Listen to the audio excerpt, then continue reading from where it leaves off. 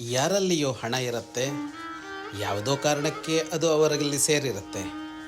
ಆದರೆ ಅವರು ಸಜ್ಜನರಾಗಿರೋದಿಲ್ಲ, ಒಳ್ಳೆಯವರಾಗಿರೋದಿಲ್ಲ.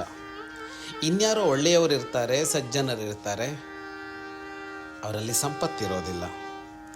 ಈ ಕೆಟ್ಟವರಲ್ಲಿ ಇರುವ ಸಂಪತ್ತನ್ನು ಕಿತ್ತು ಸಂಪತ್ತಿಲ್ಲದ ಒಳ್ಳೆಯವರಿಗೆ ಕೊಡಬೇಕಂತೆ.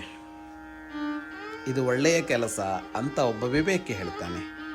ಯೋ ಸಾಧುಭ್ಯೋರ್ಥಮಾದಾಯ ಸಾಧುಭ್ಯ ಸಂಪ್ರಯಚ್ಛತಿ ಸಕೃತ್ವ ಪ್ಲವಮಾತ್ಮಾನಂ ಸಂತಾರಯತಿ ತಾವುಭೌ. ಹೀಗೆ ಮಾಡುವವ ದೋಣಿಯಾಗುತ್ತಾನಂತೆ.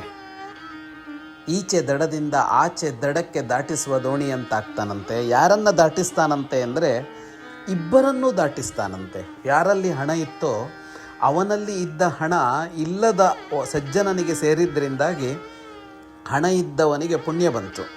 ಇಲ್ಲದೇ ಇದ್ದರೆ ದಾನ ಮಾಡಿ ಅವನು ಪುಣ್ಯ ಕಟ್ಕೋತಾ ಇರಲಿಲ್ಲ.